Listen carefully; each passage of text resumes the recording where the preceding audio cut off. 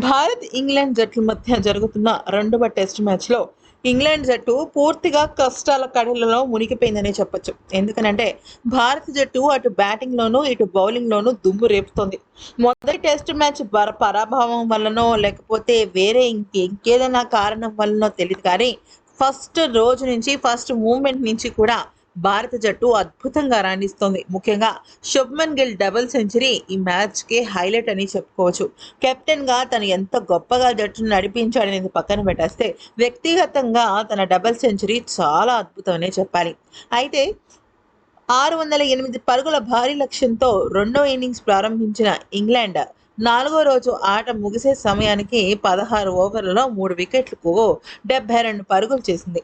అయితే ఆకాష్ దీప్ ఏకంగా 2 కీలకమైన వికెట్లు తీస్తే ఇక సిరాజ్ ఒక వికెట్ తీయడంతో పూర్తిగా ఆటంతా కూడా భారత జట్టులోకి వెళ్ళిపోయింది. ఇక రఫాడించిన బెన్ డకెట్ 25 పరుగులు, జాక్రాలి ఖాతా తెరవకుండా జో రూట్ 6 పరుగులకి పెవిలియన్కు చేరారు. క్రీజ్లో ఓలీ పాప్ 24 పరుగులతో బ్యాటింగ్ చేస్తుండగా హ్యారీ బ్రూక్ 15 పరుగులతో ఉన్నారు. ఆదివారం ఈ మ్యాచ్కు చివరి రోజు కాగా టీమిండియా విజయానికి 7 వికెట్లు కావాలి.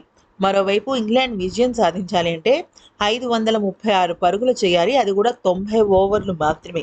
డ్రా చేసుకోవాలి అనుకుంటే ఆల్అౌట్ కాకుండా ఆఖరి రోజు 90 ఓవర్ల పాటు ఇంగ్లాండ్ బ్యాటింగ్ చేయాలి. చివరి రోజు ఆట తొలి సెషన్ మ్యాచ్ ఫలితాన్ని నిర్ణయించనుంది. ఆఖరి రోజు 90 ఓవర్ల పాటు క్రీజ్లో నిలబడటం చాలా కష్టం. పిచ్పై పగుళ్లు ఏర్పడితే స్పిన్నర్ల కీలక పాత్ర పోషించాల్సి ఉంటుంది. అంతకు మునుపు 64 పరుగులకు ఒక వికెట్ కోల్పోయి ఓవర్ నైట్ స్కోర్తో నాలుగో రోజు ఆటను ప్రారంభించిన భారత్ రెండో ఇన్నింగ్స్లో ఏకంగా 427 పరుగుల వద్ద డిక్లేర్ చేసేసింది. కెప్టెన్ శుభ్మన్ గిల్ 162 బంతుల్లో 13 ఫోర్లు, 8 సిక్స్లతో 161 పరుగులు చేశాడు. మరో భారీ శతకంతో చెలరేగాడు.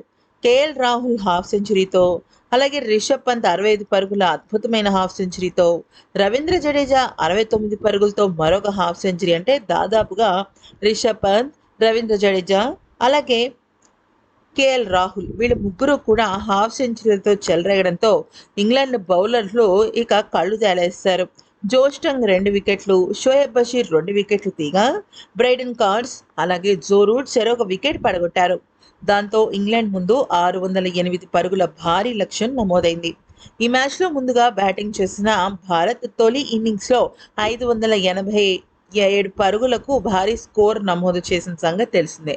అనంతరం ఇంగ్లాండ్ తొలి ఇన్నింగ్స్లో 407 పరుగులకు ఆల్అౌట్ అయింది. దాంతో భారత్కు 180 పరుగుల తొలి ఇన్నింగ్స్ ఆధిక్యత లభించింది. అయితే భారత్ తొలి ఇన్నింగ్స్లో 587 పరుగులు చేసి ఆల్అౌట్ అవ్వగా ఇక ఇంగ్లాండ్ తొలి ఇన్నింగ్స్లో 407 పరుగులకు ఆల్అౌట్ అయింది. ఇక భారత్ రెండో ఇన్నింగ్స్లో 427 పరుగులు చేసి డిక్లేర్ చేయగా ఇక ఇప్పుడు రెండో ఇన్నింగ్స్ ఆడుతున్న ఇంగ్లాండ్ జట్టు 72 పరుగులు చేసి 3 కీలకమైన వికెట్లను కోల్పోయింది. మరి ఈ వీడియో నచ్చితే లైక్, షేర్ అండ్ సబ్స్క్రైబ్.